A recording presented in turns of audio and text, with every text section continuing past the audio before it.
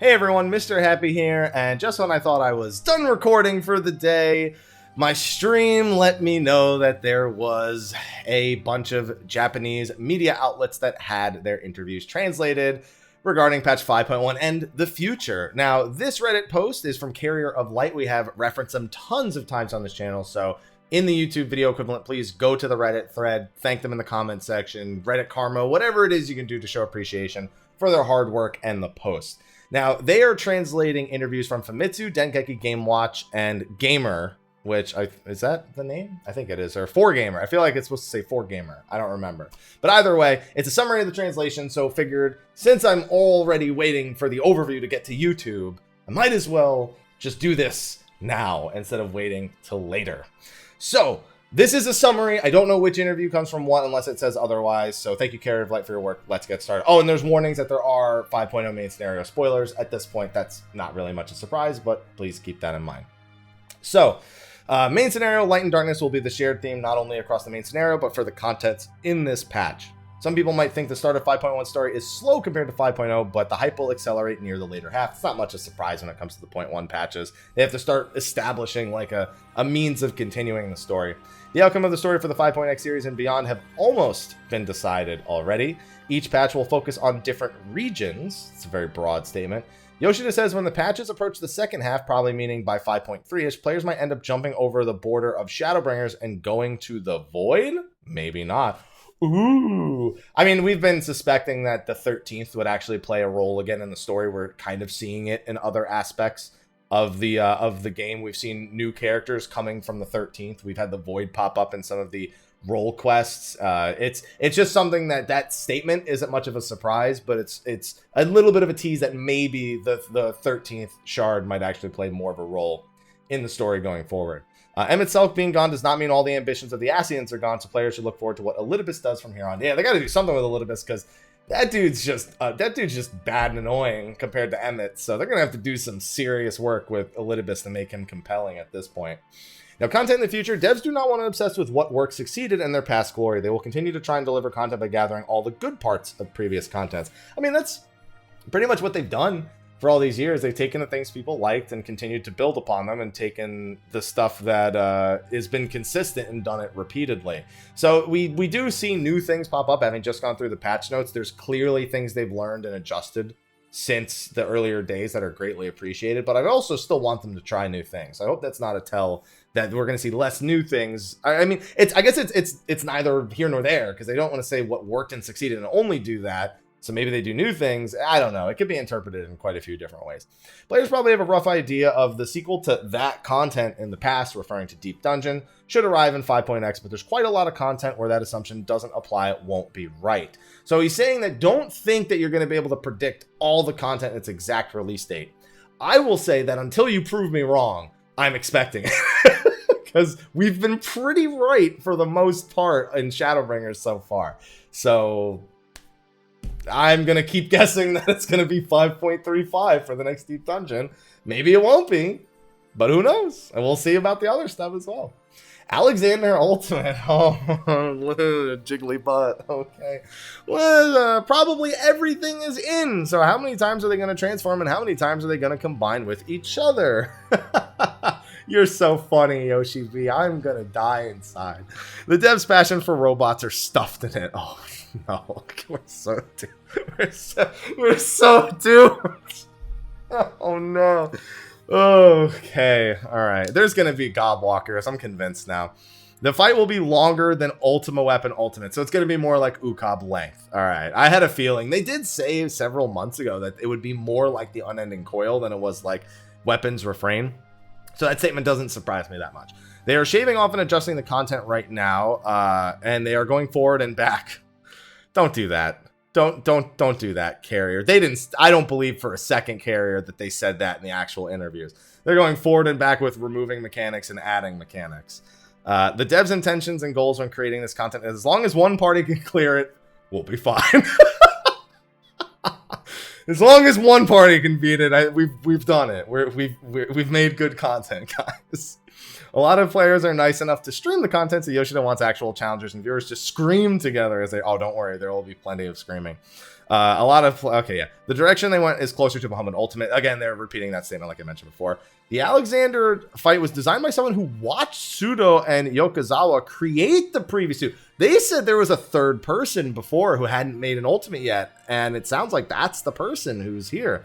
There's a rumor in Japan that Sudo, the creator, is no longer in the 14 team. That's a rumor. Also, there's a rumor the Battle Balance lead, Gondai, left the team because both their names were not in the 5.0 staff credits. Not sure how true this is, but Sudo designed a lot of Alexander race. If he's not the one in charge, like Yoshida said, maybe he did leave. Okay, so there's just a bunch of question marks there. That's an entire rumor section that we don't have any confirmation on. The rewards will be weapons that stand out instantly with a different effect animation. There will also be a title. So the standard Ultimate stuff. Now for Yorha Dark Apocalypse, which is now your with an extra D in there. The copied factory exists on the first, and the reason why it's located there will be revealed in 5.3 or 5.5 and beyond. There's some pretty interesting theories going around about the factory and how it got to the first. So I'm not going to repeat them right now, but there's some pretty interesting ones. Yorha Raid should leave a scratch mark that is a little different to Nier. It should be easier than the Return to Evilist raids, but a lot of people died during the test. It's definitely easier than Orbone, and the Nier raids will end up being about the same difficulty as Rabanastor. The introduction to the Nier raid, this is the introduction to the Nier raid, so they nerfed some of the debuffs after some testing and thought it would be too hard. However, they will throw consecutive mechanics at the players they have never seen before, and players might be overwhelmed. They say stuff like this every time. Yoshida can say is, look around you and watch out. That means there's going to be like stuff along the outside, like you have to watch animations from along the outside more often, which is not uncommon in 24-mans, but it does always kill people every single time. The rewards will include what players expect from a Nier raid, and both genders can wear it, so it'll look pretty powerful when a male wears it. Hey, I think you guys know what that means. Big news! Waist gear has been removed from rewards. Good, now remove it from the old 24-mans and we'll be happy. Ugh. Talking about job adjustments, since you can get meditate stacks from other actions, Shoha will be in your normal rotation. Meditate stacks have been renamed to Kenatsu stacks, roughly translates to blade pressure, but check the patch notes for the English name, meditate. If they released it without adjustment, Samurai would be too strong, so they rebalance it. Okay. Ninja, the core of the job hasn't changed, and they left the system where you activated ninjutsu by pressing the right mudras. The speed and frequency you can press your mudras haven't changed, so you should be able to have a smooth time with no stress. Summoner, the current summoner makes it hard to feel accomplished, so they improved on the play feel and made it easier to understand. They will try to continue to adjust what they can do during a patch cycle instead of an expansion where they totally rebuild it. So it sounds like that's not even just about summoner, it's about job adjustments overall, where adjusting it mid-expansion is something they have a little bit more agency on, which I would appreciate because we've had jobs that have gone months and patches and years with them just saying, oh, well, we might as well just wait for the next expansion now. So having that increased agency, I hope does actually come to fruition. Bard synergy the bards can provide with their songs are so-so. It changes depending on which song, so yeah. Players' opinion on Bard having party synergy or not is divided, but Yoshida personally thinks the 5.1 Bard landed on a balanced spot. We'll see about that. If players want even more synergy for Bard like in the 4.x series, they would have to nerf Bard's personal damage to a dancer's level. Yeah. And I'm still not convinced that Bard isn't going to just be the go-to range physical after seeing those job adjustments. So we'll see how it pans out. But again, also, I didn't math anything out. I just looked at it for like, a minute or two. DPS rolls as a whole got damage adjustments. Various jobs will get their potency numbers adjusted. Astrologian's Nocturnal Sect will be buffed. He didn't specify if he was talking about the action itself or the sect in the summary. Yeah, we've seen the patch notes at this point, though, so we have an idea. Hades Extreme, as a whole, the fight is on the same difficulty as Shinryu. He said that during the live letter. Those players who aren't really good with do A during B should find this fight easy. Okay. Instead, this time they organize some mechanics with a different style, and players who aren't good with those types of mechanics might have trouble beating the fight. Okay. That's interesting. Those types of mechanics. Yoshida was able to clear it on the second try after hearing all the explanations from the devs. He did want to have a word with the devs as a black mage, though. Listen, no, Yoshida, you got some stuff. You can do it. I believe in you. I just like the ideas. Hey, my main. This is my main. Make it work. The reward will be weapons, but the item level will not be higher than Ian's average. It'll be 465 weapons, no doubt. And also, because the fight's long, you get 2 totems when you clear. There's also 1 housing-related item, but those who are blessed by the light might feel a bit awkward placing it in their house. Zodiac statue? Yeah, it sounds like it. Blue Mage. The Blue Mage log is extremely fun. Okay, and has various objectives such as clear Thornton Extreme, not Ultimate, with 8 blue mages, and you get to play old content from different perspectives. Figuring out and researching which combination of blue magic you want for each task is fun. There are rewards for the blue mage logs, and they want to provide a variety of rewards in the future. They'll be adding new magic that changes your stance. He wants you to imagine finding a tank or healer and copying their abilities and capabilities. Level 5 death will finally be added, and you can kill bosses as soon as you enter the boss arena.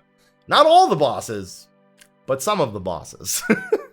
The learning system itself has been adjusted, and you almost have a 100% chance of learning a spell if you do the content synced. Good. That's how it should have been from the get-go. I'm glad to hear them more. We noticed in the patch notes, they said it would go up. It being near 100% when the content is synced, I appreciate greatly. Beast Tribe Quest, the Beast Tribe Quest, the 5.x series will basically be the same as the previous ones, but they will probably only have one Beast Tribe for battle classes. Oh, okay. Interesting. So that means we're getting the only battle one now. There will probably only be one. So that would mean that one would be crafting, one would be gathering, or 2 would be crafting and gathering? Okay. Yeah, maybe one for limited jobs. No. Since they received player feedback from a certain someone, they want to add the Crafter Gatherer Beast Tribe quest a little earlier this time. Who's from a certain someone? Okay.